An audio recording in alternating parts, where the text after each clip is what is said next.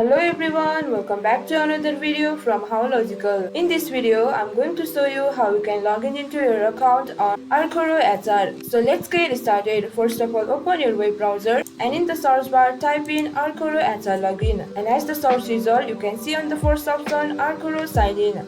Click on the link. It will take you to the login portal of Arcoro, and over here enter the username of your account, and in the password box enter the password of your account. To confirm your password, you can click here on the show button, and once you do that, click on the sign in button. You will be signed into your Arcoro HR account.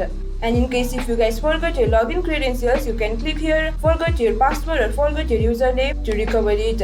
So that's all for this video. This is how you can log in into your Arcoro HR account. So if you guys find our video helpful, please leave a like and please do not forget to subscribe our YouTube channel.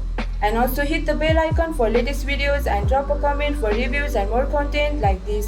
I will see you guys again in our next video. Thank you for watching.